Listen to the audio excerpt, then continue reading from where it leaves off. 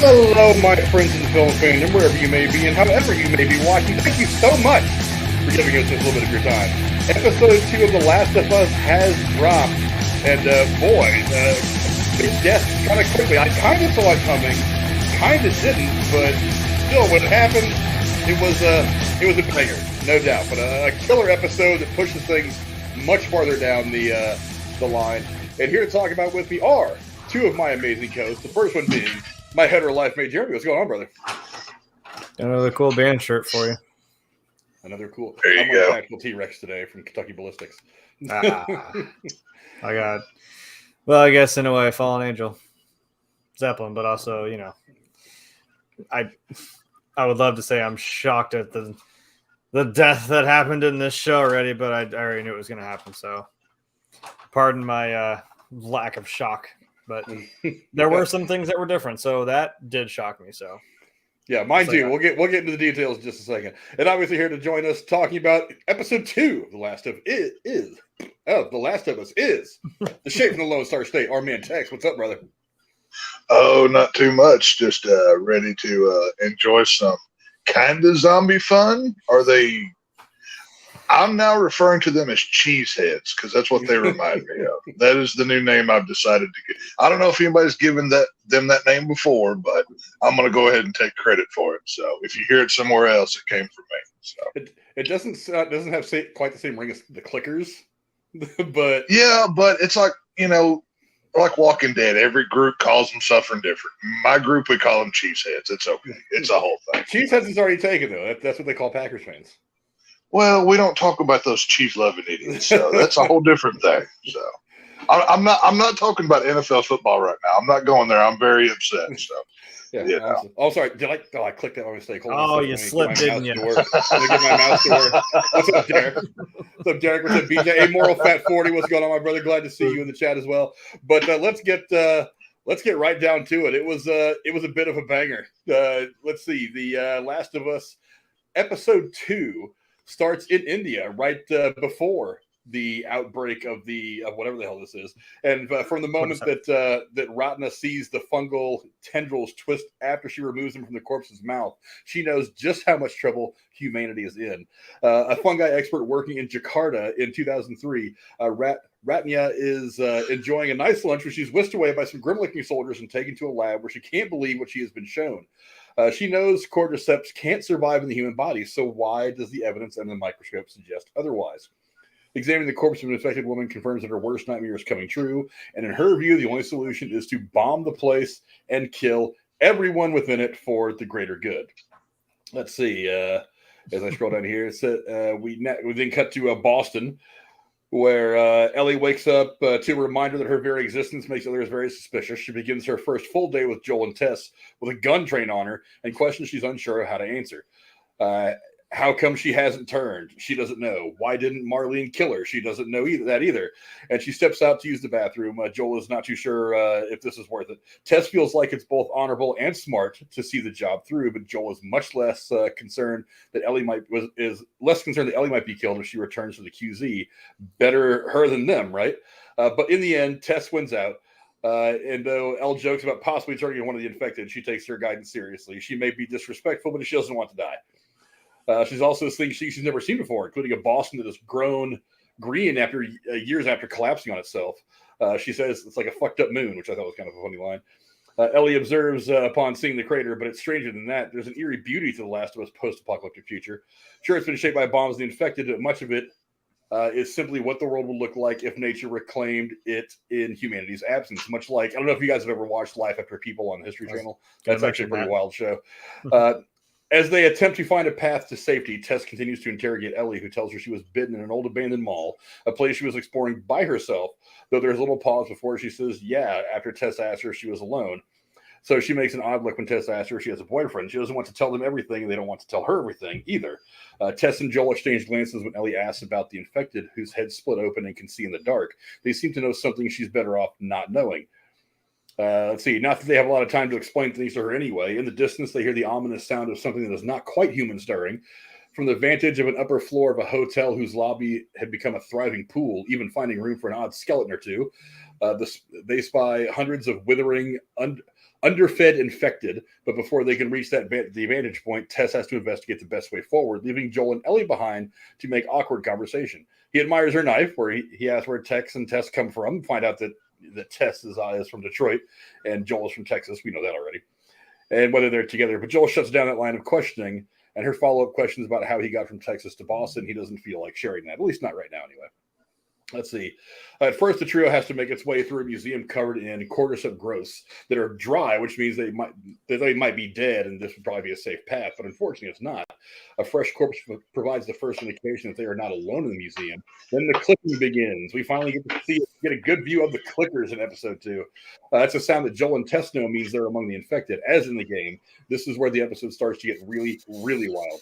On the second floor, Joel, Ellie, and Tess encounter humans, if that's the right word, in the advanced stage of cordyceps infection. Their heads look like giant mushrooms that they can't see, they can hear, and they use this sense to track their prey. As they make their way across the rooftops, Tess criticizes Joel for his undying commitment to pessimism, barking, "Take the good news, can you do that?" She comes to believe the mission and not just the payday at the end. Ellie is the real thing and best hope for all, well, everybody. And that makes Tess's choice to sacrifice herself even more of a no-brainer than it might have been. Ellie isn't the only one to be bitten at the museum. When they discover the state house contains only corpses of fireflies who killed each other after some were infected, Tess makes herself a central part of a booby trap that will keep the rampaging infected from claiming Joel and Ellie. It works, despite the lighter that fails to light to the last possible moment. Boy, they built dramatic effect like a motherfucker out of that lighter, didn't they?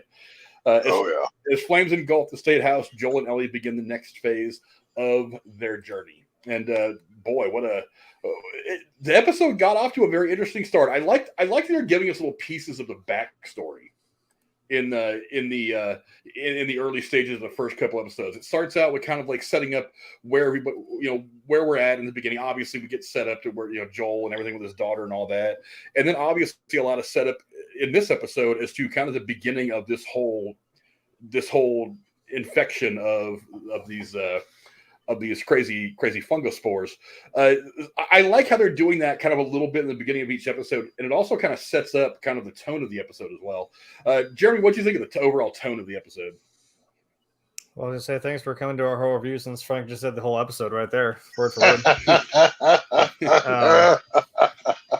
They come for the personality. They've already seen the information. Come on now. Well, good. Like he said, I mean, I guess speaking to tone, then, like he said, it's cool that, I mean, in this, which we've mentioned before, like, people may not have played the game, which I saw a thing that said, like, the sales for that game is up like 320% which is awesome. I figured that would happen. But it's giving more information that, I mean, even people that played the game, like myself, like, I mean, I hadn't seen any of this kind of setup where we're like, I mean, we heard about Jakarta in the first episode just through the radio when they're having breakfast, and then we actually jumped to see it. And I mean, I'm not gonna lie. I mean, it had me. There's several moments this had me just like on the edge of my seat, and I'm when they were when Joel's like, "We're going silent." I was actually sitting there like holding my own breath too. Like, I don't want to say anything either. Like, I don't know. It had a very uneasy feeling to it, which is, I mean, that's good. It was very tense. I knew how to build tension a lot. And like Frank said with the lighter too, I mean, holy crap, it's a classic trope of, someone wants to set something on fire with a Zippo and they're sitting there just either it works and it's a cool badass one throw, or this is life or death now. It needs to happen right now. But that's what I got out of that. I mean, it still managed to keep me on the edge of my damn seat, even though I knew it was coming. For the most part, there were some little differences, but nothing that I would really complain about. Yeah, I'm not obviously I have no real history with the game. I played it a couple times. It wasn't my thing, so I shouldn't go back. But is Tess a character that's actually in the game? Oh yeah. Yeah. She's the how involved is she in the game? Because it's episode. It was about no, it was about that quick, kind of. Okay. I mean, obviously in a game it still hits kind of hard, even though like we mentioned with Sarah, it's like you have to like this person, like we want you to like this character. because it's gonna suck when or if they die. So I mean, it's a little more drawn out. You do spend a little more time with her, or just her and Joel, setting some things up, getting to the point where they get Ellie, and then them going across the walls of the QZ and then into the building, and then up until that point when they do get separated in like the little museum part of that building, and then we know what happens. She is kind of just like that first, and it still sucks. It's just still like Ellie said, like, oh, holy shit. You kind of wonder, like, what's she doing? Like she was a little more frantic in that moment in the game, because she's like looking around, and Joel's like, what the hell are you doing? Like, what's your problem? Like, because you come into a room full of people that are dead that you're supposed to meet. And again, like we've said, Joel's just kind of like, what are we doing? It's over. Like, this is it. Because then she goes, well, no, it's not. I'm not going anywhere. And it's like, what? Each section kind of had something like that. Because remember, it's 1 year, and it's broken up between each season. And there's like somebody that we do kind of follow. Like I said, like next, obviously, we all know it's gonna be Ron Swanson playing Bill. I know we never just call him Nick Offerman, like his actual name. Nope. He's legally Ron Swanson. That's all he ever needs to be. He is now forever Ron Swanson. Yeah, like he's kind of your next part, I guess. The first summer is a combination of Tess and Bill. Well, no, I guess not. Actually, there's oh my God, what are their names? The brothers, Sam and I'm drawing a blank, but you know what I mean. It's kind of broken up into these little places where they kind of meet someone new along the way. Some live, some die. That's all I gotta say. She does kind of come and go, if that answers your question. And it sucks because you do feel the history there. I don't think they said it in the show, but they say it in the game where she like says once they find out, she says to Joel like. She gets real close to him because like they never really showed anything that you kind of think, is there a history there? There probably was, or maybe not anymore, and they're just kind of partners in crime, quite literally. She says like there's got to be something enough here that you feel between us to you can at least let me do this. I'm like, oh shit. Well, there was a piece of dialogue in there as they were kind of getting ready for the inevitable, where she says, "I've never asked you to feel the way I feel," or something like that. Mm-hmm. So it was obvious that for the most part that they were both just approaching this kind of a relationship of, well, we're nearing the end of humanity, so let's just be together and not call it a thing, because what's the point in calling it a thing if we're all going to die anyway? And that to me is what that line said. Mm-hmm. Was just like, we're a thing, but I don't know if you cared, but I care, and I care enough to do this so that you can get the hell out of here. That was a piece of dialogue I thought was interesting. Yeah, because in the game he says that, and like Joel he's trying to process it, and even though he knows it's it, he starts to say like I can fight still, and she just says no, go, and she pushes him. I'm like, oh, Jesus, like he just wants to still help, and even though he knows he can't, that nothing's gonna change it. But I mean, I still like it in the show where she says like you just get out, and he just grabs her and just they can't do anything, so they just leave. I'm like, all right. Yeah. And of course, like Ellie feels really bad about it. She feels like, oh crap, I caused this because I'm the reason you guys are here. You've lived this long, and I come along, and in one day, boom, you get bit. Yeah, I don't want to get too far ahead of the beginning of the episode, though. That opening scene. Yeah, I know. I like to just let you guys go, but I mean, I thought that was really interesting the way they opened the show with the biologist or whatever she is in Jakarta, and you're starting to get the initial response of these people who are in the know about this kind of thing, the biology of it all. And I thought it was, and I had that picture up earlier. I'll put it back up again because this is one of my favorite scenes of the episode. Is when she does the autopsy on that body and she pulls that's the tendrils out of the throat, and it automatically starts to wake back up and reach for her. Yeah. And she is just struck with a fear down to her bones. And when she's sitting there on the couch as he's talking to the military guy, and she's saying, look, there's really no other way there is no cure, there is no medicine, there is no vaccine. You have to bomb everything in here right now. You have to make these arrangements right now. And just the look on her face when the guy's like, oh, there's 14 others, we haven't found him yet. And she's just kind of like, she in the moment kind of prophetically is like, this is the end of mankind. If there's already 14 other people out there that have this thing, it's already game over. I mean, checkmate is done, and it's just a matter of time at this point. And you see that it's defeated, sad in her eyes, and she's like, I just want to go home and be with my family. Can you call me a car? I just want to go home and be with my family, because she knows this is it. She's like, there's a finite amount of time now that we have, and I want to spend it at home with my family. So that, just seeing that sadness and that defeated nature in her eyes, she's probably the first person in this situation that knew what was inevitable, and there was no way to get away from it. So that to me was a fantastic piece of acting. But I thought that was a great way to start the episode. I really liked the way they started the first episode. There was a lot of explanation as to kind of setting the tone mentally with that interview that was going on from the 60s at the beginning of the first episode, and then on into what we would see in Texas with Joel and his daughter when everything started, and then into what is with the quarantine and all that. This episode did a lot of the same thing. I love how it's explaining kind of the beginning of it in pieces, how it all got to where we are now, and then eventually it's going to set us off to wherever we're going to go for the rest of the series. But I don't know, Tex, what did you think of the opening scene? Was there anything about that jumped out at you? Yeah, I mean, obviously. Well, obviously, we know what kind of show we're dealing with and what we're watching here. But it was kind of, Frank, like you just mentioned a second ago, in the first episode, we got to see 1968 and the physical outbreak of, planes tearing cities apart and everything else. But I would venture to say that so far my favorite piece of acting in anything of this show was that woman doctor in the beginning of this episode. When she's sitting on that, when she is sitting on that couch and she says, well, there is no vaccine, there is no cure. You have to bomb this city. And just the emotion just drains out of her. And she says, can you just let me go at least be with my family and just hold them, or whatever she says. And it just, what, like, even if for some reason, and I think this was done intentionally, like maybe somebody didn't see the last episode, what you're dealing with just that 5 minutes of footage right there. This is a no-win scenario. This is at best, you're going to be miserable for the rest of your existence until you're eaten to death by a mushroom head clicker. You know what I mean? So it's just that couple minutes of footage was probably the most powerful that I've seen of this show so far, and I really enjoyed it. But no, this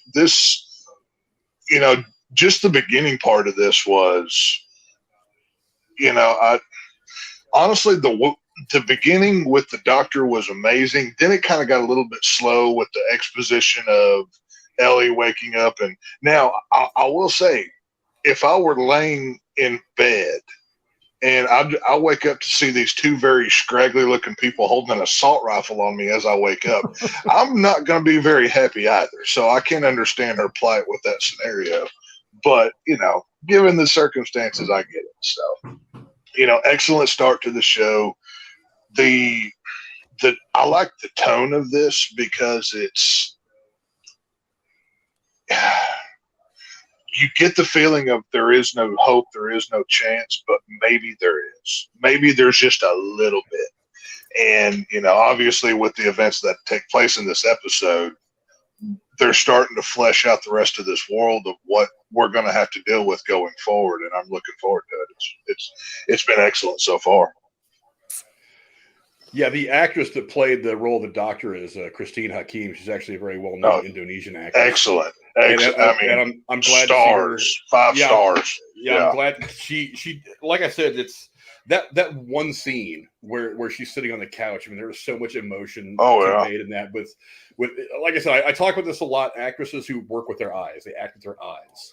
Kate Blanchett does this very, very well, and that's there was something in her eyes, just the way she moves a couple of muscles in her face that changed, that convey the emotion. I thought that was one of the best acting scenes I've seen in these 2 episodes so far. There's a guy that I had watched previously, and he's put out a couple more since then. This guy just goes by the name Enigma.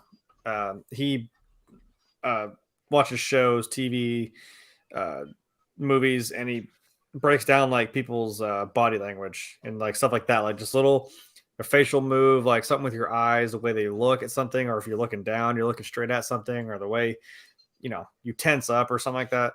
And it all culminates together to really drive home any sort of emotion someone's feeling, whether you're stressed, whether you're scared, you're upset.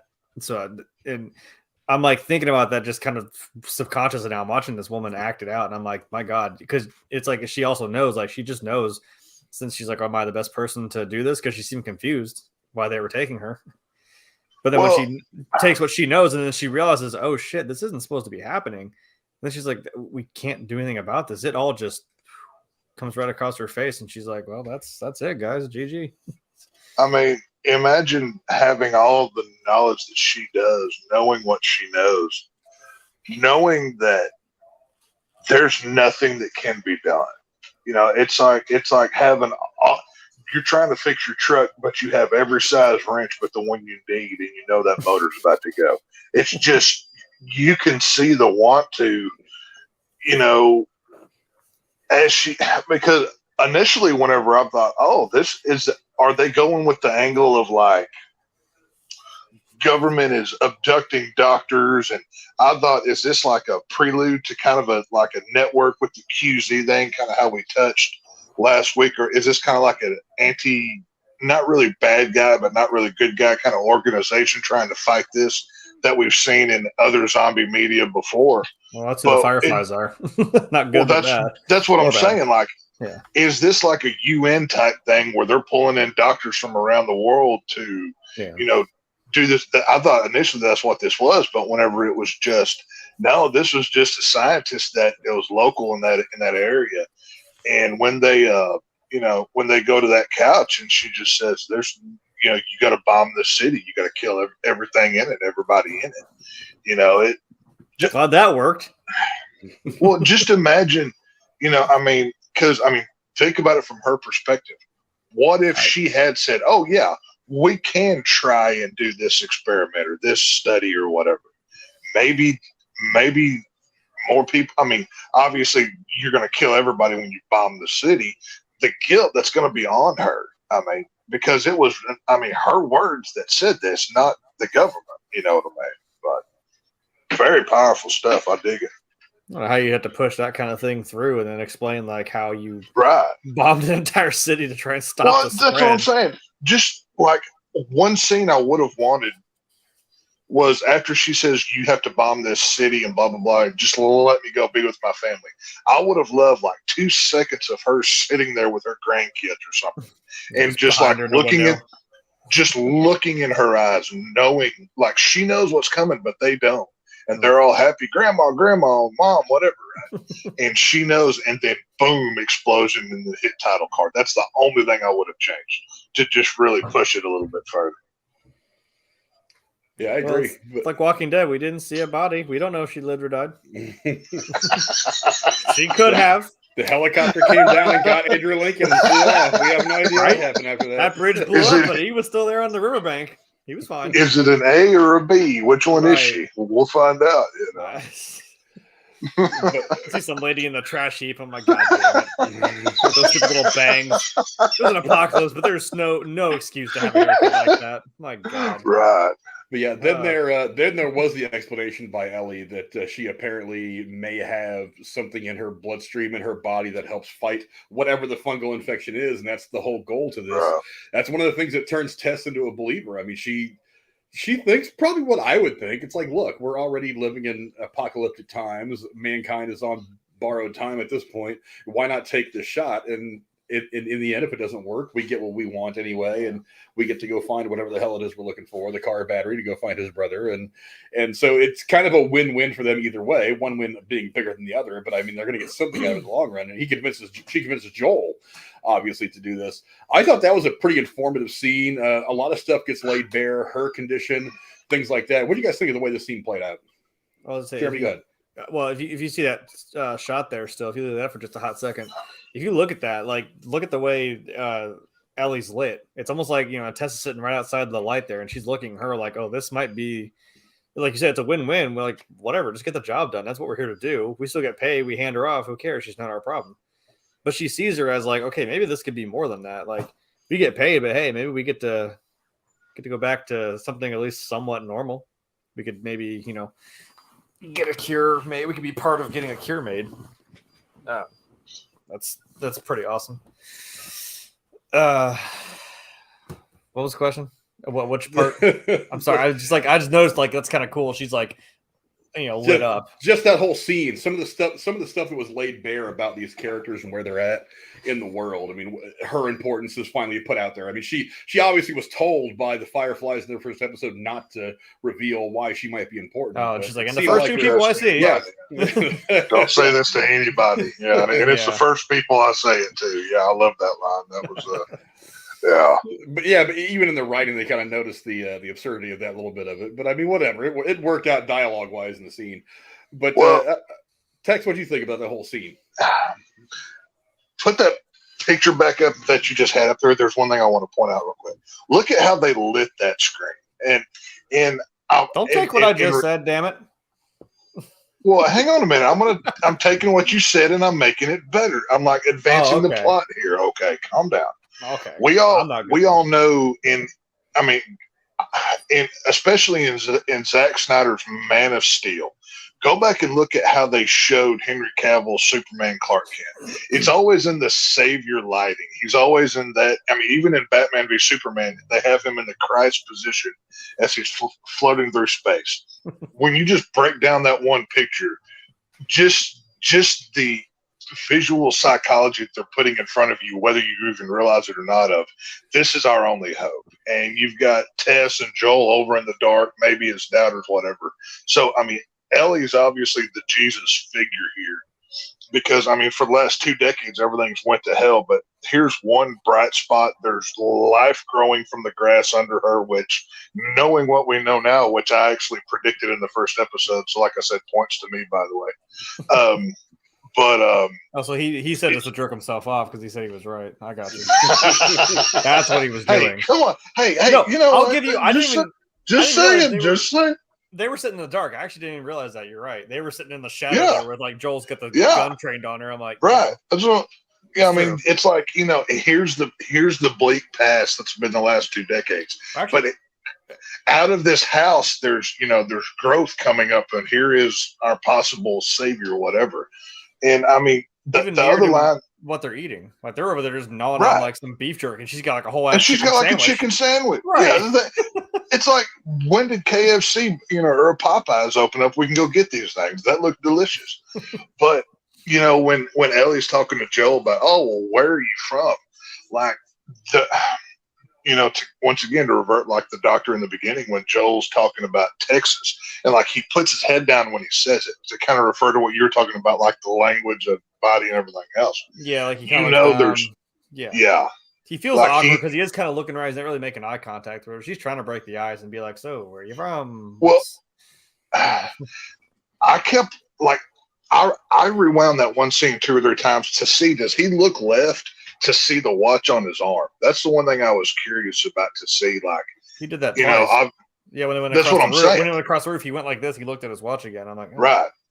There's subtle little hints in these first 2 episodes where they just flash that watch for no reason. So obviously, you played the game, and anybody who has any knowledge about it knows that's one of the big things. But yeah, it's there's a reason he kept it for 20 some years.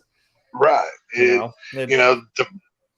I hated Tess in the first episode, and honestly, I was a little bit sad when what happens in this episode. So they did do well with, kind of fleshing her out more, even for as cynical as I was towards her.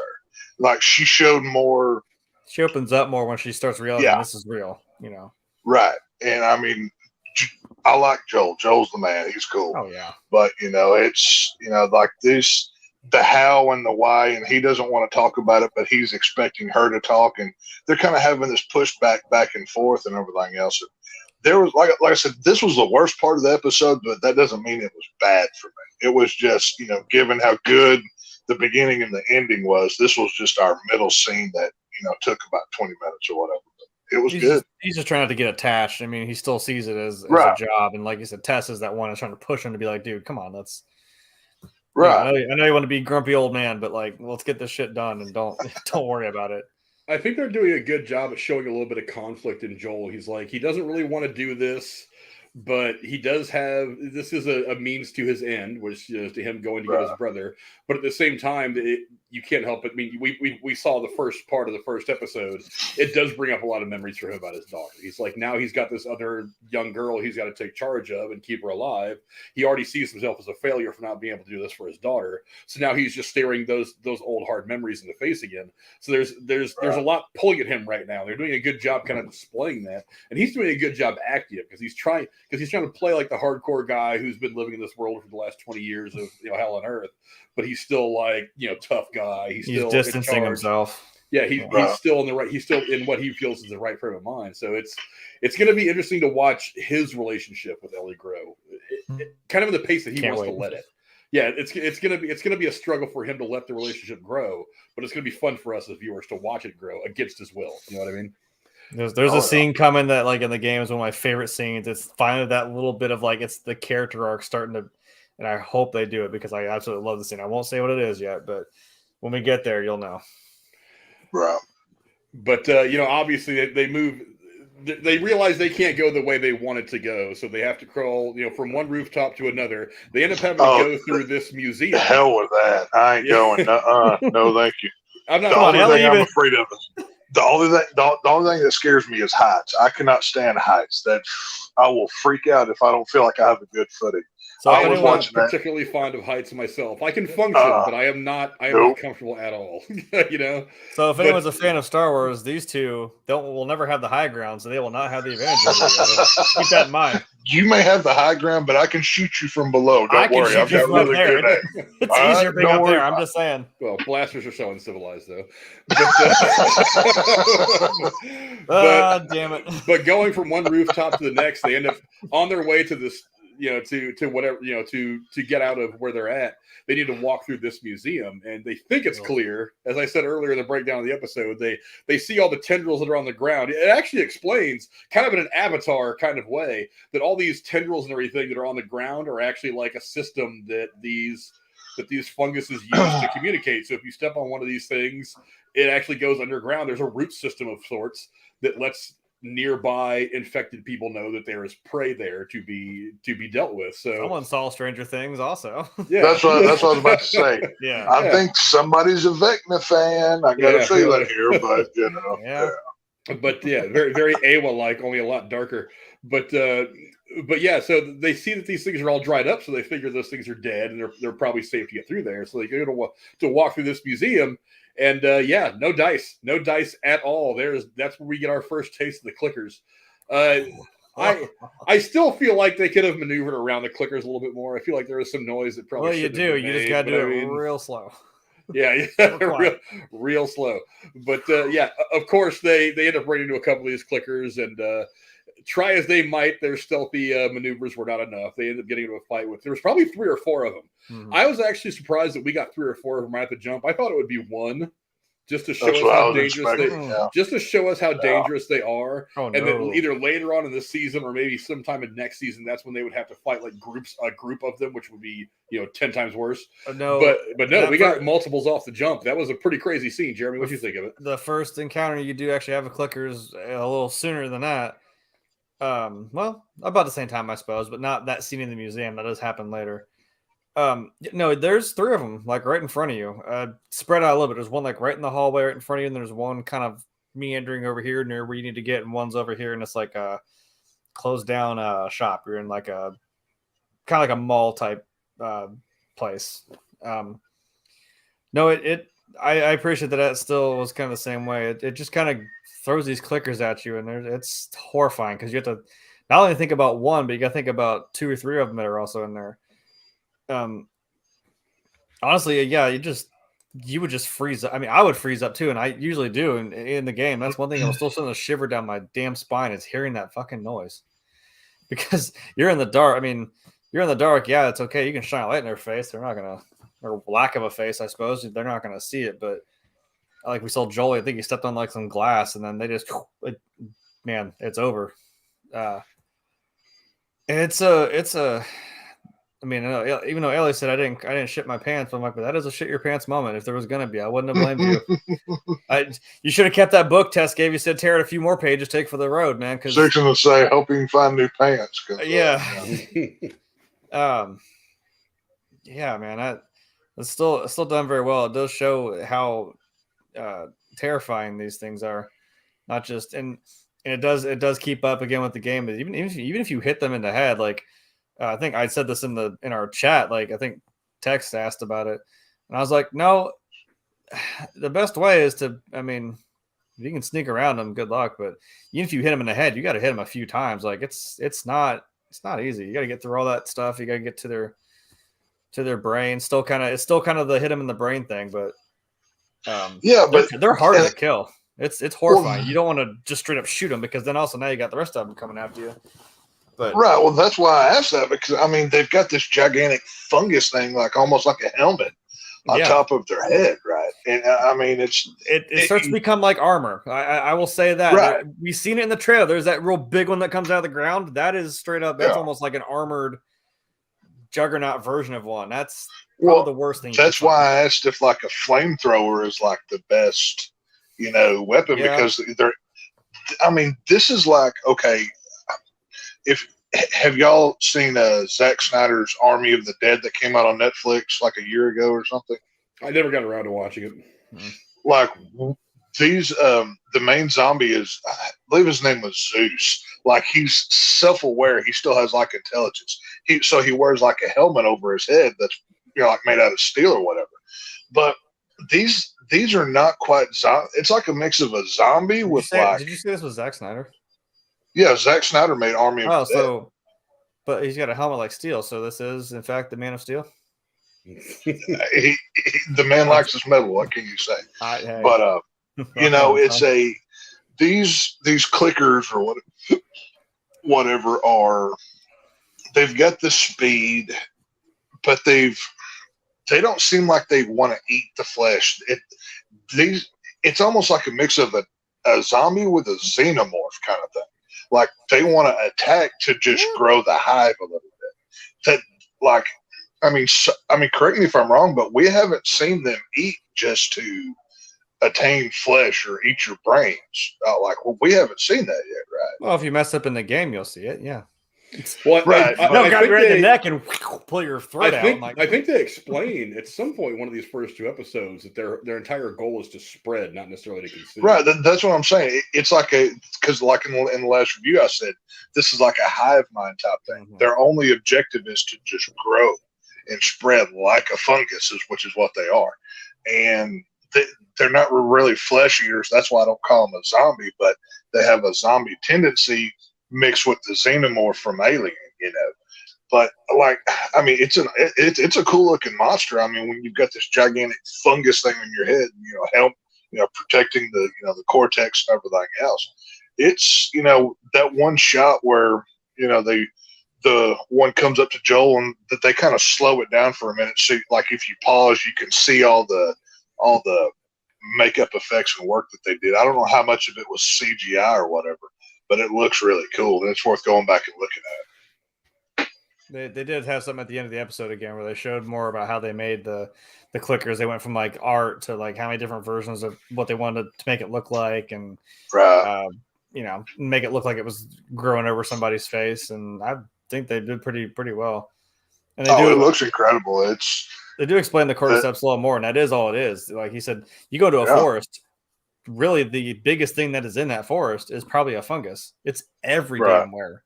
And that's the only point of it, is just to keep spreading and spreading. I mean, a virus does the same thing, but not in the same way. It's more aggressive and it's quicker, and it happens like that. This just over time just starts to just slowly consume everything in its path. So it's accurate. Yeah, then obviously after having this little run-in with the cheeseheads, the clickers, whatever you want to call them. They're cheeseheads. They look like cheeseheads. That's when they make it to the roof and then get across from one roof to the other and then make their way to the what was that wood not steady enough for you, Tex? That thing was just wobbling. I would rather stand on that one rooftop and fight till I die than walk a couple janky looking 1x4s that you have laying across two buildings. Nope, I ain't done it. You ain't big enough and you ain't got enough money to make me. I ain't going. Nope. You'd be sitting, Eve's in there hugging it, like crawling across like a slide. and if it's been there for most of the apocalypse, it's right. a piece of dry rotted right. wood that's several stories above the ground. Well, so yeah, probably not. Some the scariest scene of all this is when Ellie's going across and like she gets halfway and kind of jumps a little bit. I'm like, you are a crazy person. I would never. Nope, ain't gonna happen. Ball can still kill you, you idiot. Just like, you're not if immune this fungus from ain't gonna get me. know? I can fall from 12 stories. Who cares? Do it, right. Yeah. Right. That was like, nope. Yeah. But yeah, they get across there. They finally get to the state house, only to find out again that all these fireflies have turned on each other because some became infected. All of them were killed or killed each other in the fight, and so the people they were supposed to drop these this girl off to and maybe move on and maybe get what they wanted to move on down the road. That's not an option anymore. As they were walking in and saw the dead bodies. What did you guys think of that scene? I mean, Tex, was that did the moment deflate you, or was it just like, great, bring on whatever else is next? Oh, I was excited for that because I knew this is when the good horror part's going to come. This is where the darkness and we got to be quiet, or we have to be silent, not quiet. Like Jeremy talked about a minute ago. Like this is where the mix of, we know the bad guys in the house, we just don't know where. So we have to, heel toe walk real quietly, kind of this thing. And we hear things in the background, and we hear like a glass break or a creak in the floor or whatever. This was the funnest part of the episode because it was, it's got all the horror tropes. It's, Joel's sitting there with his assault rifle and they're all loaded up and ready to go to war. And then just the insanity happens. You've got the blood trails walking in, so we know something bad has happened. And it just, the one thing that I want to know why those fireflies turned on each other. Like, I feel like there's more to that story. We'll probably never get anything about it, but why and how did that happen? Because they weren't eaten. It looks like a couple of them were shot. You know what I mean? So I thought they said they kicked that guy's face over and he had like a big sloshy slurpee of blood behind his head. And I'm like, well, he was infected because like he looked all pale. Right. His veins were sticking out and his eyes were milky. Right. Odds are some clickers. Yeah, that's what I'm saying. Odds are some clickers attacked while they were there. But, there's potential there. They could have done something more with it. But this whole part of the episode I thought was really cool how this is like I said, the classic horror tropes of the show where there's zombies in the house and we have to, complete our mission. But, we know the chaos has to happen because this is why we're here. So I thought it was done well. I liked it.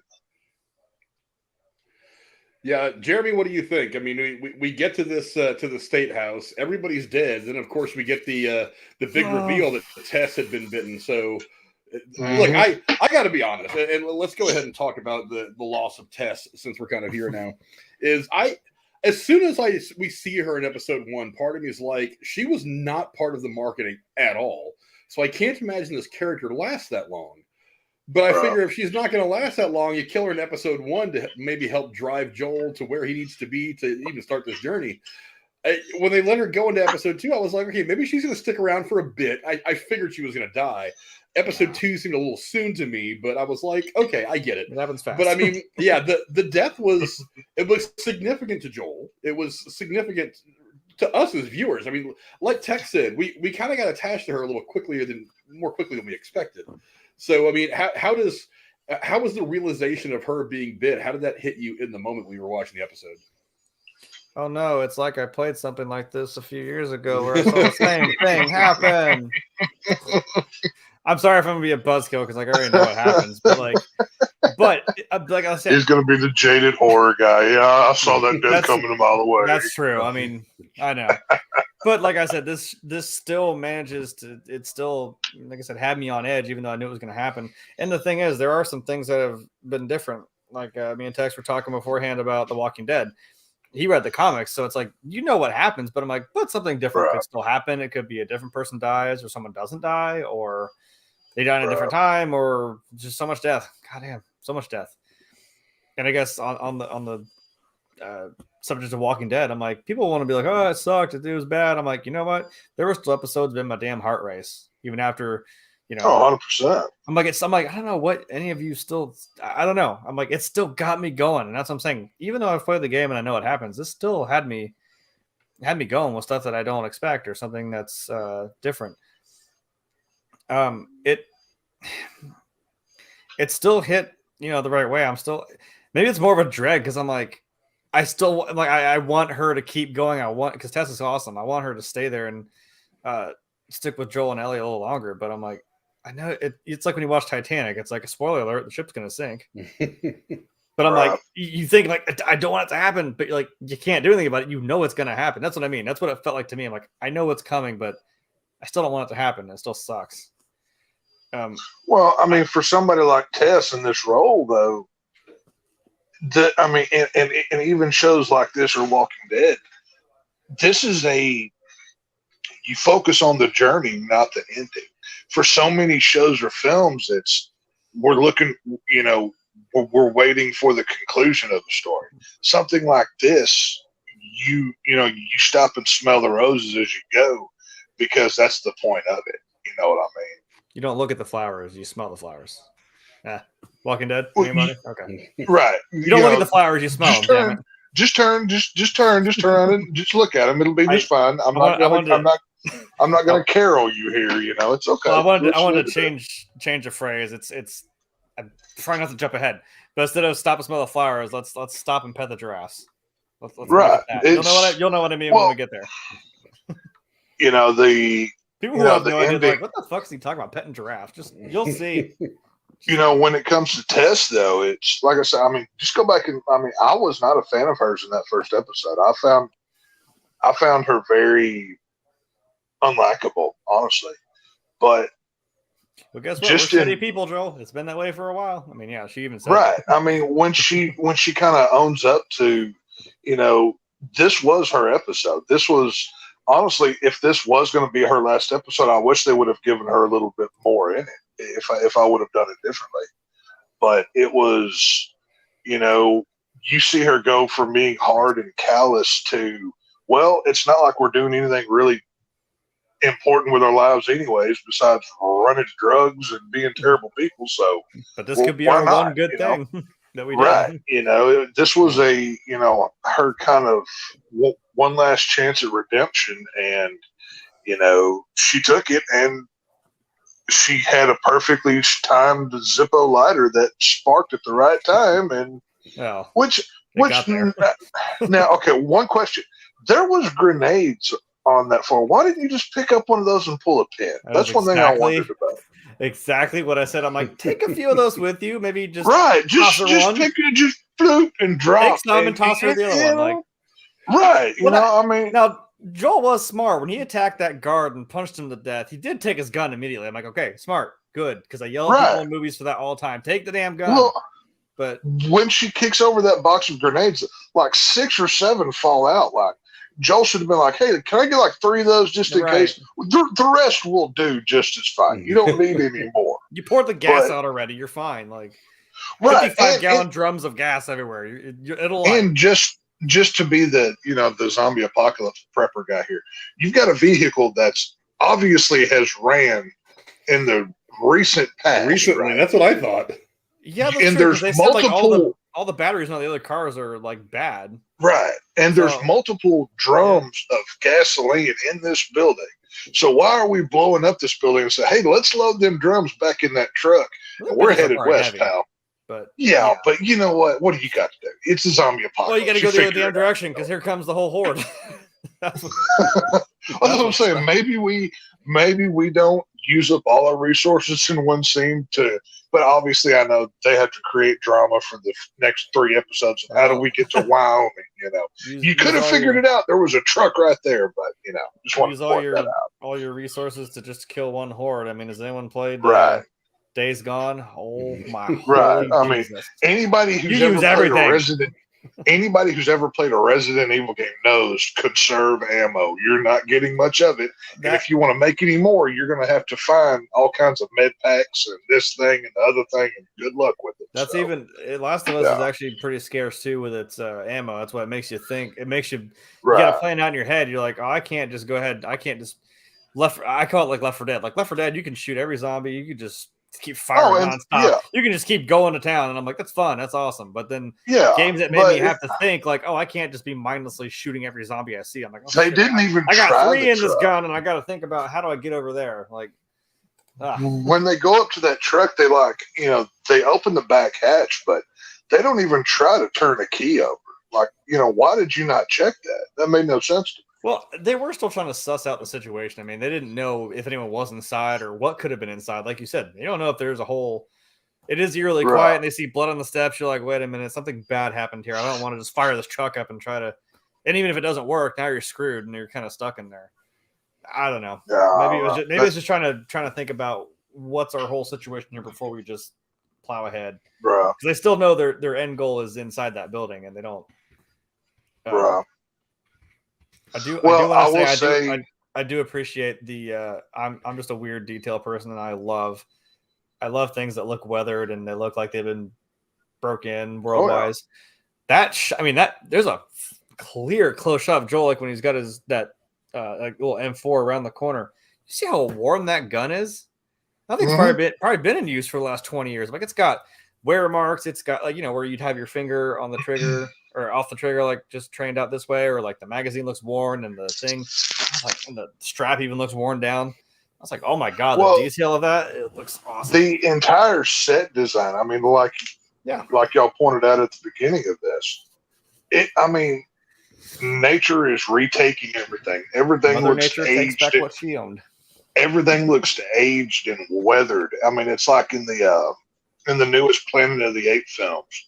Like after the first one, whenever nature kind of starts to take back over, it gets really cool with how they show the world de-evolving back to what it used to be. And then once you find out, like, oh well, all of these spores are all connected, and every step you take, when Tess is talking about, well, if you step here, the horde knows where you're going and they're coming for you. Well, once you do that, and like once you go back, because I only got to watch it once, but the first thing once I heard Tess say that was, wait a minute, Ellie was sleeping on that grassy bed. Do they know that they're there? You start to question every little thing. Who knows what, when, and how? So going forward, if you've paid attention to the details of this episode, literally every step that they take now might be their last. That's one thing that did leave an impression on me about. So I'm interested to see how they play with it. And I noticed stupid little things like when I'm trying to remember when it happened, but like when they're kneeling down and they're on the cover and they're going like this against the wall, I'm like, hey, they do that in the game. Like they just kneel down and they get like right up behind each other. And it's a cool thing when like I think it starts with like Tess first, the way the game works, like it's whoever you're with, but like eventually it's Joel and Ellie. It's a cool, like it's like almost like he's protecting her when he's on like a wall and you're knelt down against it. She sits like right here in front of, and he's almost like got his arm over her, like when they're like he's protecting her. It's really cool. I'm like, I kind of saw it there, like she was sitting behind him up against the wall like that, and I'm like, that's a game mechanic, kind of. Well, when you're in cover, rather, and it's when they're in the state house.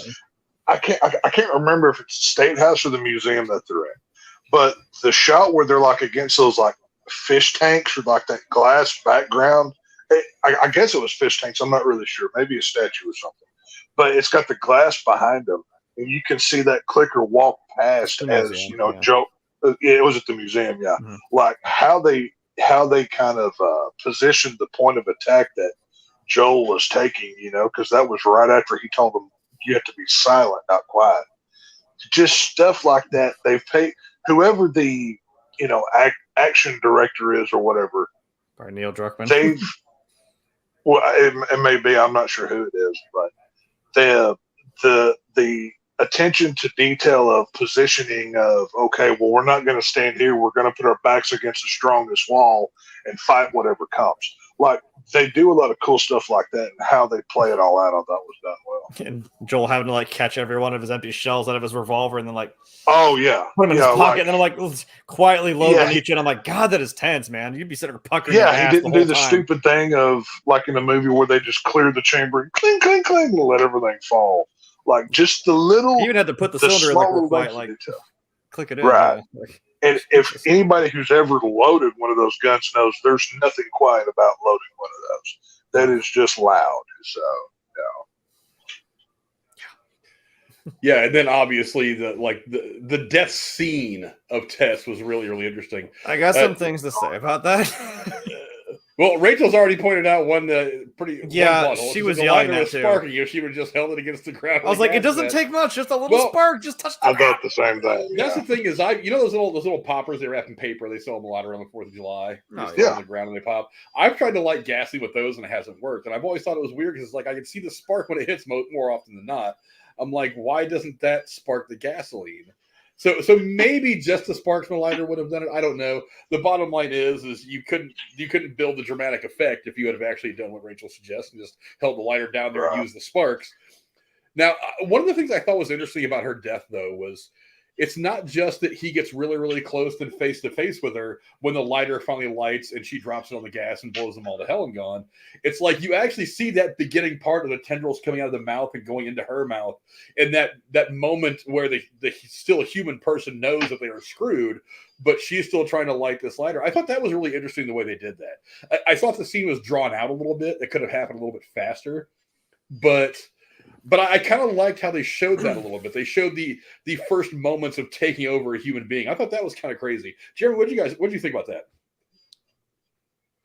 Yeah, that was again with these little changes to having these tendrils not only exist inside these infected people and just in buildings and in everything. It's like that's like I don't know if it's quite body horror, but that's some creepy shit that just going right into your mouth, into your neck. And that's where we usually see it. We saw the old Mrs. Adler in the beginning. That's what was coming out of her mouth. And we saw the autopsy where she yanked that. It's like, it just kind of starts like in your mouth or in your head somewhere. And it just goes in and just overgrows in you. It's like, good God, that's horrifying and also disgusting. The one difference, this is where I was like, okay, this is a difference here. It wasn't, I like that they did this. Again, I'm not really mad, but they changed it from it's actually the military that shows up, not a horde of these infected. It kind of makes sense because there is a whole thing where you're getting out of the quarantine zone, and there's soldiers stationed everywhere, and you got to get around them. You've probably killed a few of them, so naturally you think, okay, who's chasing them? I wasn't gonna say yet, but I'm like, but that is what killed them. The Fireflies in there because you know who's at war with each other, the Fireflies and the Fedra agents. Bro. That's what killed them in the State House. So you find them all dead. And it's like, damn it, like it was them. And you do the whole Tess shows her bite, and it's like, oh shit. And she says like, no, just go. And then you hear them pulling it. You hear the trucks pulling up, and like, we know you're in there. Just come on out. And she pushes them away, and then she pulls out her gun, like just lone soldier pulls out her gun. She kind of is like she knows she's still not going to get out of that, and it's still a shitty scene. The game picks up right there, and then you see Joel just shutting the door, and Ellie's like, "What the hell? Why'd we leave her?" You go up there, and then you can just hear the gunfire, and you know she didn't make it at all. You hear her like scream. You see over a balcony, and there's her dead body, and here come now they're after you. The guys are sweeping the museum.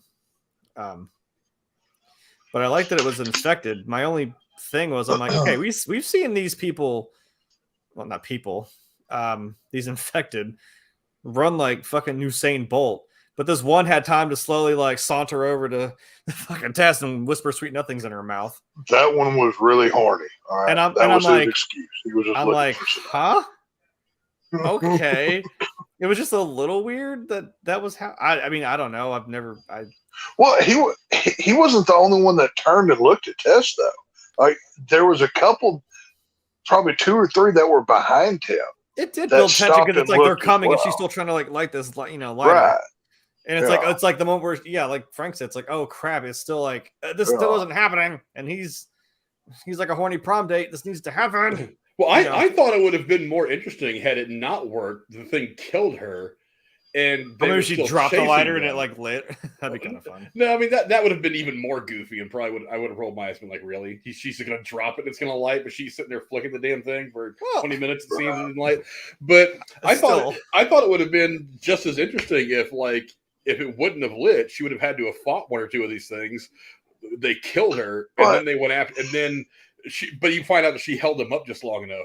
But I mean, you need the explosion. She just kind of had to let it happen. To keep people entertained, you need to have the explosion. Tex knows the only thing with that though, she's already infected, and yeah, you can't. She's already so the horde of clickers isn't going to go fight and kill one of their own when she's already one of their own. So I mean, that's why it kind of makes because she's not worried about right. Like, so that's why it would have made more sense if they had, as they're running into the building, like they did do it, which I did like how they run in and how I took it as when the one walks up to her, he like in typical zombie rules, one zombie knows who another zombie is, like they can smell it on them, kind of like in World War Z. How like how the zombies there could. They didn't infect anybody who had cancer or something wrong with them. It was just like a pheromone sense kind of thing. So I kind of took it as one of those things. Maybe it was only weird to me because it didn't seem. It just sounds weird, but I'm like, it looked too much like it was just like trying to purposefully make out with her. Like if you would have had him like put his hand and like brush her hair and then do it, I'm like, you don't look like you're going up and just like grabbing her and like going to put it in her mouth. It didn't seem as horrifying as I thought. It just seemed like a nice little tender kiss of, hey, I'm putting. Fungus. The Last of Us, like, a love story, and that is the poster that they create for it right there. Those two clickers, forming their romantic bond. That's their a whole world. different. We're just living in it. I don't know. That's a different spinoff they could do. The love story of Tess and this, other clicker. Like it's a whole sideshow. That they could do it. Come on, HBO. Let's go, Zaslav. Get it going. It just seemed too much like an actual, just like an actual kiss. Because it even like tilted its head to the side and was. I'm like. They could do like Frank said, or I think Frank said it. Do like an Avatar thing where they like the tendrils in their throat come out and they kind of and they kind of like link up, right? It could be like an Avatar thing. You know what I mean? Oh, they're in love. But I mean, I was gonna say it before it, but it does give you the important scene of Tess comes over and yanks Ellie's arm and says, "This was 3 weeks ago." I mean, I'm surprised they didn't use this line because I guess like I said, in the game, more time had kind of passed between them getting separated in the museum and they don't find out then Tess got bit. But like there was more time in between where that goes unsaid. She like grabs her arm and says, "This was 3 weeks. I was bitten an hour ago, and this is already worse. This is fucking real, Joel." I'm like, right. Yeah, that kind of hits you. That's again that final. That's. She knows it. Yeah. That's the undisputable proof that is real, which also then Tess being the one trying to reason with Joel that, dude, this is real. If you don't understand it by now, I don't know what to tell you. So it works out the same way. Yeah, I also love that final shot of the episode where obviously they see the explosion coming out from the museum from the state house. Joel and Ellie walk away, and he walks away kind of distraught, having just lost his friend and all that. And you just see Ellie standing there against the backdrop of the state house. I thought that was a really cool shot. I wish I would have grabbed that screenshot when I was thinking. Yeah, about she even just like sighs were big, like damn it, like yeah, it was just like the first significant loss for both of them, really. I mean, because you have to imagine that she's gotten kind of attached to them as much as they're kind of getting attached to her, just if for no other reason, her importance and what potentially she could do. So yeah, I thought that was a really cool shot to end the episode. I should have got a screen grab that when I was thinking about it. I will say one thing: if there was that much gasoline and explosives in that one building, the explosion would have been more seismic than it was. That did feel a little small to me. I mean, maybe I don't know if I'm the only one that felt that way. Gasoline just kind of like that, but it's not right. Like, but there was not like a damage explosion. It's just more of like a poof, gone. I don't know. But there was a ton of explosives in that place. I mean, we just saw a small portion of it. That's what I'm saying. Like there was. I don't know. Maybe it's me just liking large explosives in film. I don't know, but it felt. I mean, it worked, but it felt kind of small. Like I expected more of a seismic event than what it was. You still know what happened. She didn't Oh, walk yeah. out of there. So It killed the zombies. That's what we needed to do. It killed This the is clickers. true. It killed all the bad guys. That was exactly what This they is needed true. to do. Well, Their cheese heads are in 5 different pieces now. They are. They're melted. But yeah, what it seems to like I'm getting from here, it's like, yeah, shooting them in the head works. I mean, you have to shoot them obviously a couple of times because that whole battle they had with the clickers in the museum. I mean, a couple of those guys took a couple of shots, so they're not one tap to the head and they're done. But it seems like the best weapon against these things is heat, is flame. Because it dries out, because it's a fungus. Funguses are susceptible to heat.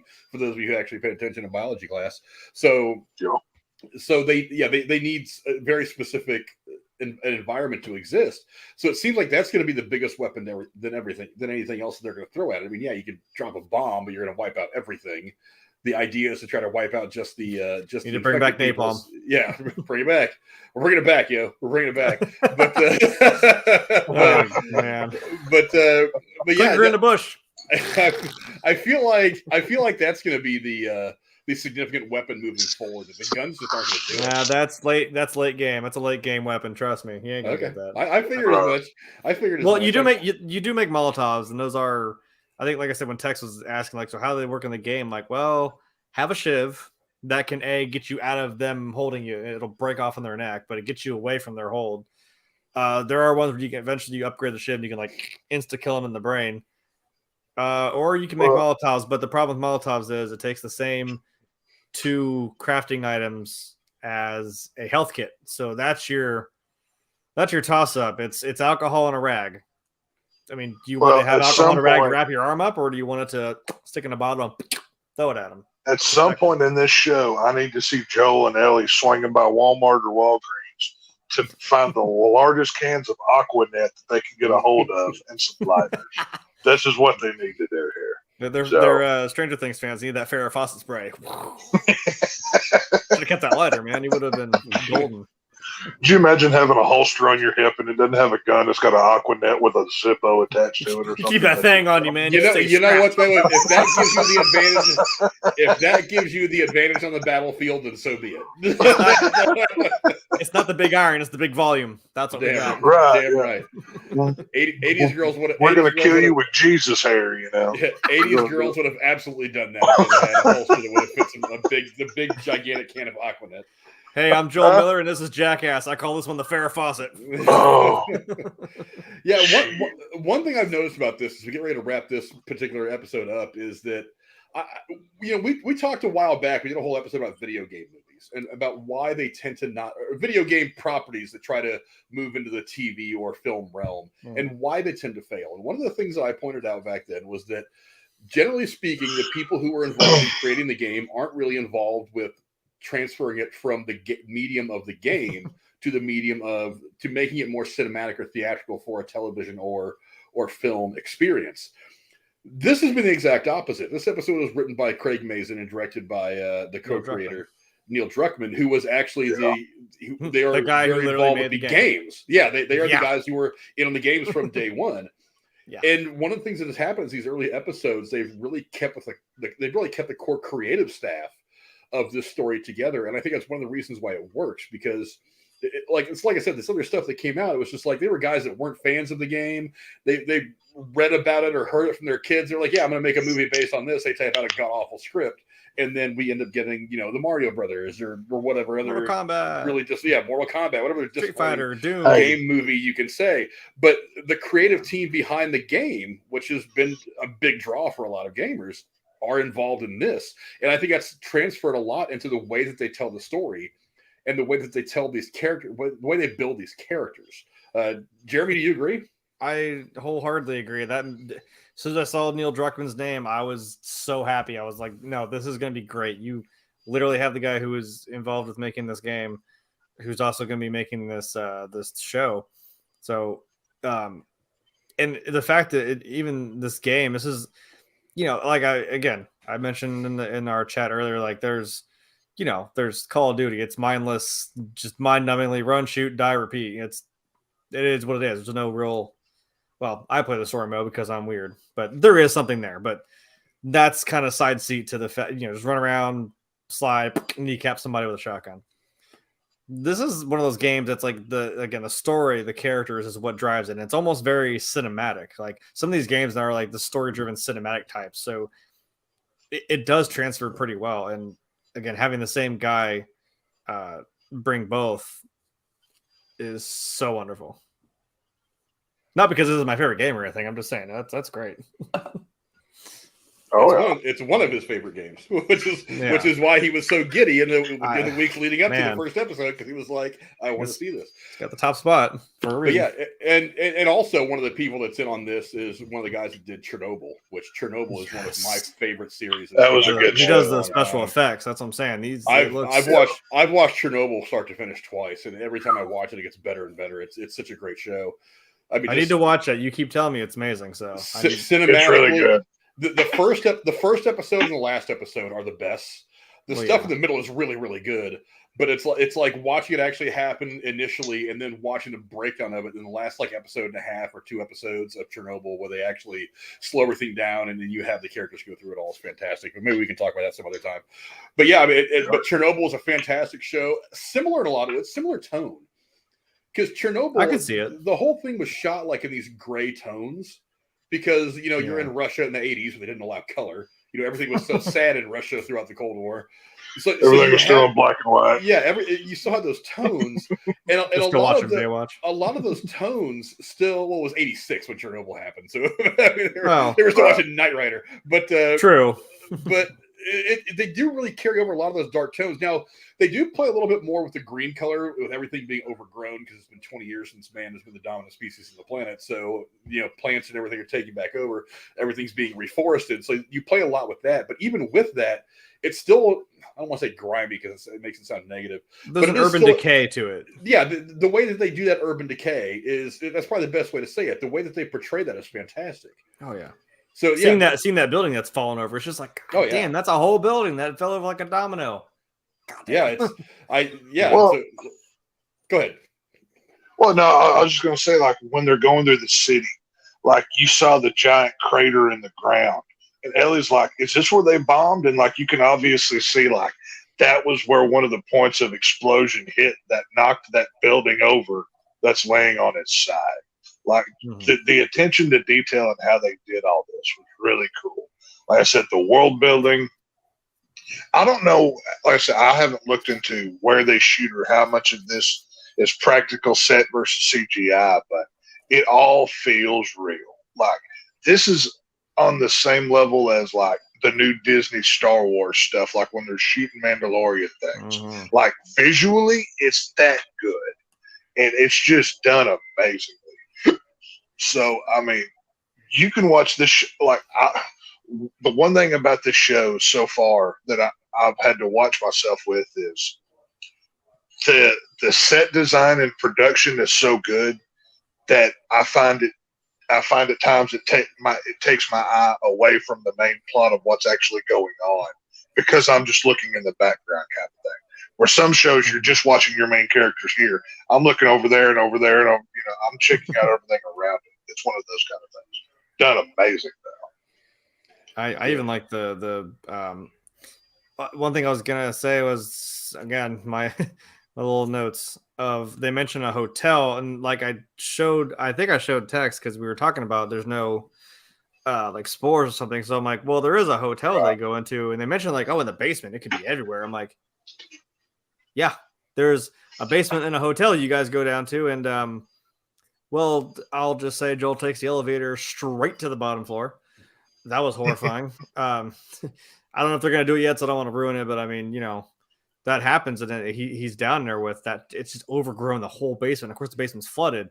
So they kind of go into that hotel, and that is later in the game with just Joel and Ellie, and they do have that same exchange where they say, she's like, "You ever stay in a place like this?" And he says "Nah, too rich for my blood." And I'm like, we kind of did that. And she's kind of knee deep in water, which I was going to say that is an important fact. We do learn she can't swim. That's important. Maybe still more so as a game mechanic, because when you come across a place where Joel can swim, and it's like, how do I get Ellie across here? You gotta swim over with a wooden pallet and be like, all right, jump on. I'm gonna doggy paddle you over there. But I think you do still learn that like right before you get to the state house. It is like flooded like that, and she's like, just as an FYI, I can't swim. She's kind of matter of factly says it. I'm like, that's fun. But I was hoping that maybe have been the reason they kind of went over that. They kind of did both. Like they did the hotel real quick, and then they kind of did because the museum piece where they get separated, Tess gets bit, you see the clickers, and you got to get out. And in that, you escape the military. But in this one, well, we saw them get out, so I don't know. Like maybe they didn't fight any infected because they're. And that is an important scene right after, right as soon as they get back through to the other side, and they have another minute to breathe. There's another exchange similar to what we saw in this episode when Tess went over the wall there between Joel and Ellie. That's going to be, and we've heard it in the trailer, so I guess I can ruin it. It's already been ruined. He says, like, look, why don't we just keep our histories to ourselves? Like, we're still just doing a job here, okay? It changed on me now. Now I got to do something else. But, like, he's like, look, screw it. We can't be – we're not talking about this. Well, yeah, I mean, he's not trying to get emotionally attached, but to kind of comment on one thing that you were just talking about, when they first walked into that room filled with water, obviously I remembered watching your gameplay footage of where you have to swim the pallet over, but I felt like that was a missed opportunity for like a cheap jump scare, like they like to have in horror or something. Well, have the a skeleton dead kind of body happened, but right, but I don't know. To do like the horror thing, they could have done something with that too, but I don't like. It is a horrifying part because you do fall straight through the fucking elevator shaft, and you're in the dark in the basement by yourself without Ellie. Right. And there's clickers and there's crap growing all over the walls, and you got to find the card. And there's actually a weird Dead by Daylight thing. You got to start a generator up and get it going to get the key card to actually work. And it's tense. Now, one question from kind of a new fan here: do these spores affect animal life in this world?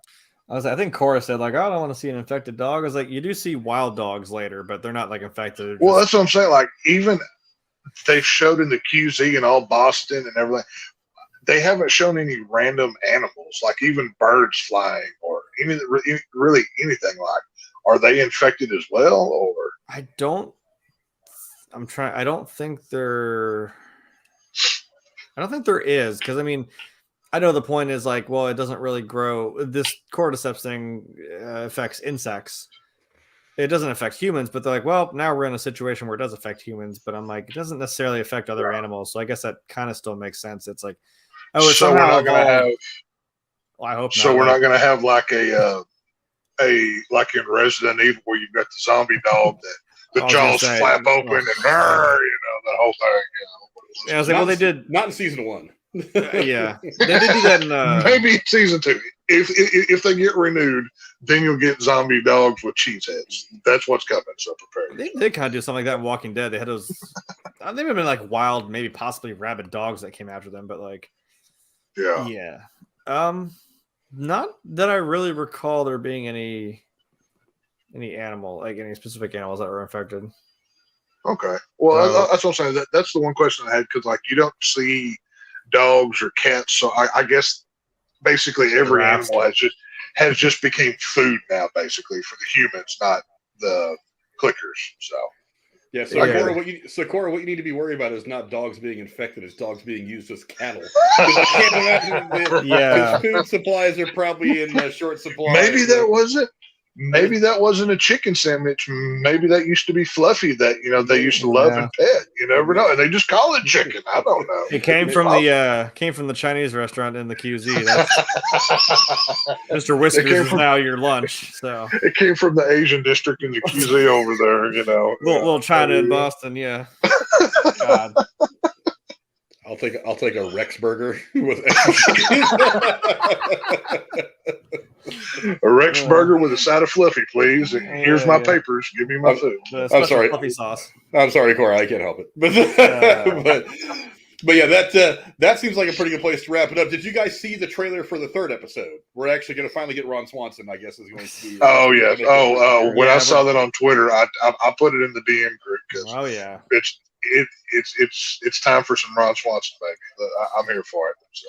I think his humor and his, trust me, he's as abrasive as about Ellie is. So trust me, there's gonna be some gold exchanges between the two of them.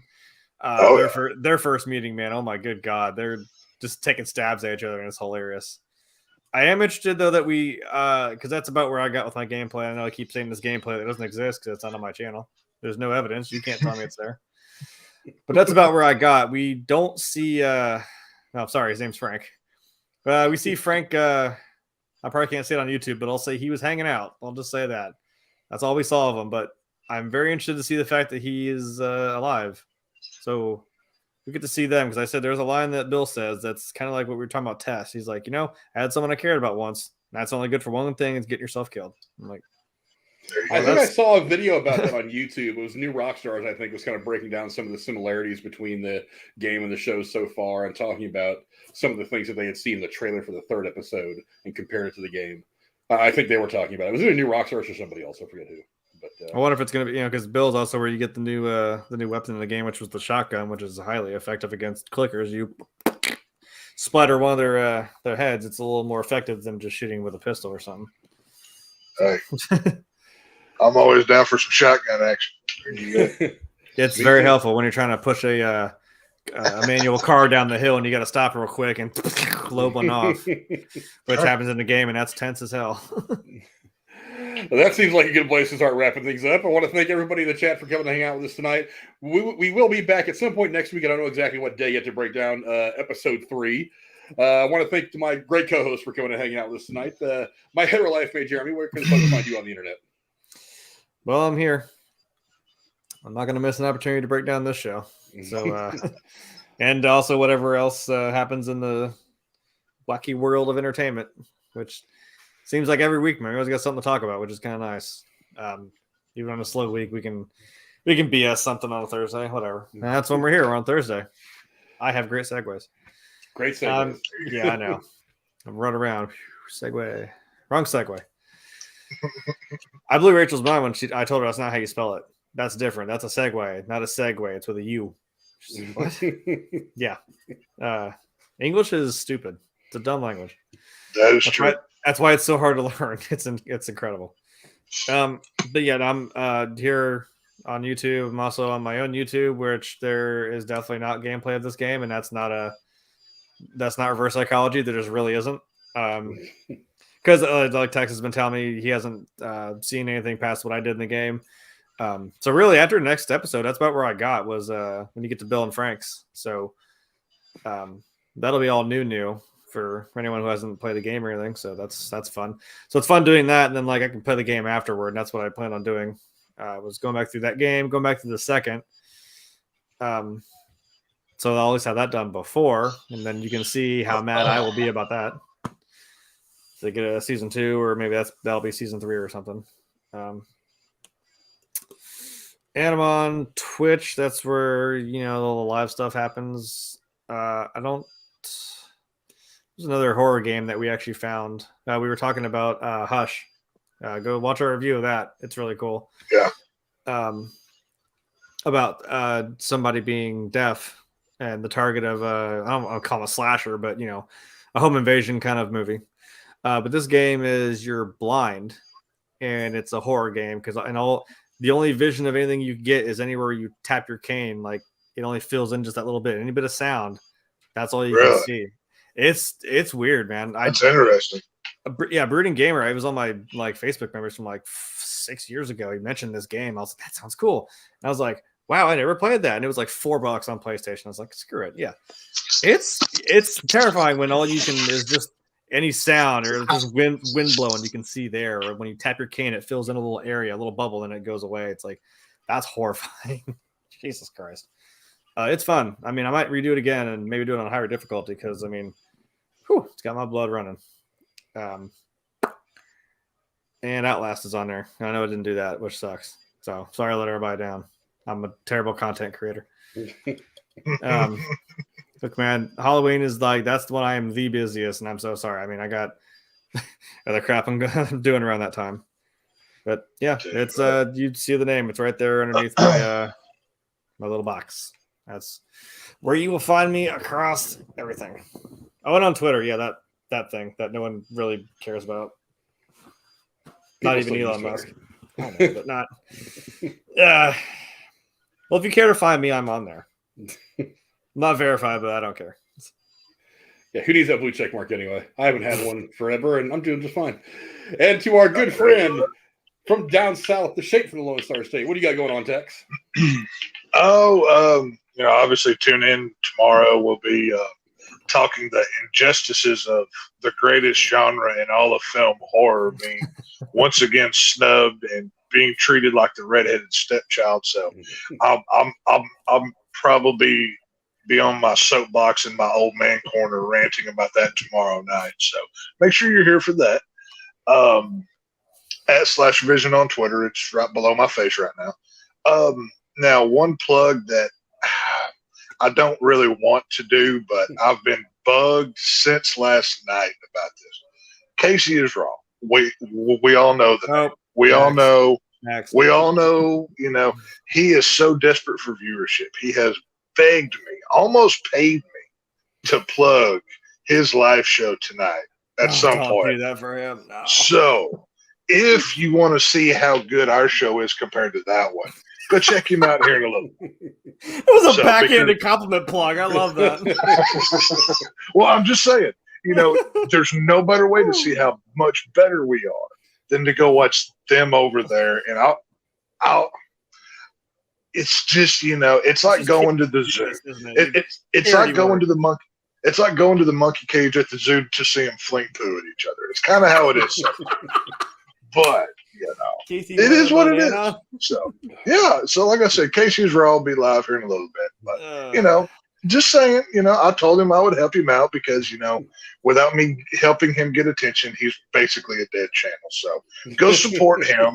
And, it's just one of those things. So, that's about it. So your sign off was you don't have to go home, but you can't stay here. So you can go to Casey's channel, or you can go watch our interviews. You can do anything else. Yeah. Choose wisely. Hey, I told him I would plug him, but I was doing it the funny way. I left it completely up to my discretion. It's okay. And of course, this is the one stream where he doesn't come into my chat trying to right. Go figure. Casey trying to steal my clout of all my 10 years that I have right now. Anyway. Yeah, we're such a big thing over here. Right, like we of all people are plugging him. As for me, you can find me on here every Thursday going over all the news and going on in entertainment, TV, and streaming. Tomorrow's show, we're going to be talking about the Madonna biopic that we had talked about, I think, a couple of months ago. That is now dead at Universal. That is apparently not happening. The Friday the 13th reboot, we'll be talking about that tomorrow. They're getting a new TV show, but could this lead to another rebooted film franchise? We'll talk about that. Violent Night 2 is in the works. I actually had a chance to watch Violent Night for the first time last night. That was a fun movie. That was a really fun movie.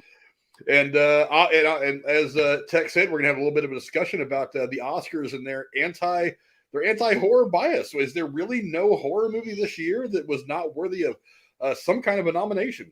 We're going to talk about that tomorrow, so come check us out. Also, don't forget, Sunday is going to be a busy day as well.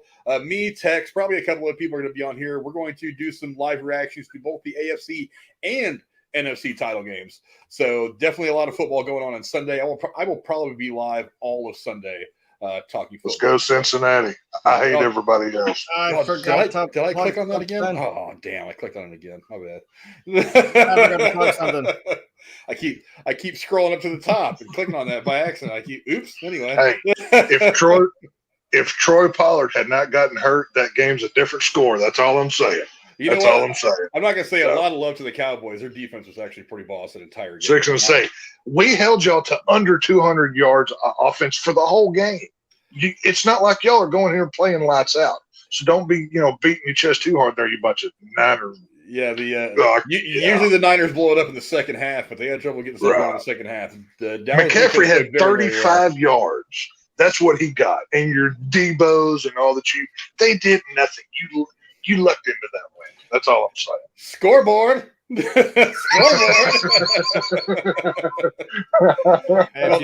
you want to talk about running Saturday, maybe there may be some running, some snow, and some beer involved. There may be. Ooh, there might be. There may be. You had me at beer. I'm there. The running didn't impress him. Obviously, heights doesn't. He's not about that. But No. We have to climb a really high place to get beer. damn it! It's not the Beer Olympics just yet. That'll be in July. That'll be July 4th at my place. That's when we're going to have the backyard Olympics, probably. Oh, so these are the Winter Olympics that I made. Okay, I got you. Yeah. Jesus. But so come hang out with us, and then of course next Thursday we'll be talking about whatever pops up between now and then on in the world of news and entertainment. Thank you guys very much for coming and hanging out with us. We very much appreciate it. Go check out Last of Us. New episodes every Sunday night on HBO Max, and then within a couple of days we'll be breaking them down. Thank you very much, very, very much for coming and hanging out with us. Again, you guys are awesome. All you guys that watch tonight, all you guys are going to watch in the future. We very much appreciate it. And don't forget, as I bring up my my stuff here so I can show you guys, 500 subscribers. Why isn't it bringing it up yet? Ah, damn it. 500 subscribers. Yeah, I am. 500 it happens to guys my age. 500 subscribers. We do the charity pet project. So pushing up to 500. We're at 4 something right now. 431. We've actually picked up a few the last week or so. I'm very, very glad. But 500. And then we'll do a charity stream that will go for several hours. We will have several people coming and going onto the stream, talking about a lot of stuff, movies, news, anything. It'll be just anything goes stream for a long time. And then 100% of the proceeds, 100% of the donations that night will go to the Abandoned Pet Project. They help to get pets that sometimes are just hours away from being put to sleep. They take them to veterinarians. They pay for their medical bills to get them nursed back to health and to get them rehomed. A lot of people during the pandemic went and got companion pets that they ended up not needing after the world opened back up. So a lot of these people just sent them back to shelters, which cannot handle the sheer number of animals they got, or just release them on the streets to be to fend for themselves. And many of them have been killed or by other animals or injured in fights, just have not had a good time of things. So the Abandoned Pet Project helps those animals. Very much appreciate it. Don't forget to support us on Patreon. $5 a month. We give away $25 for free movie tickets. Here's the next couple weeks. I'll have another one coming up. So go support us on Patreon. Links to all this stuff in the description below. Thank you guys very much for coming to hang out with us. We love you very much. We will see you later. Adios. See y'all later.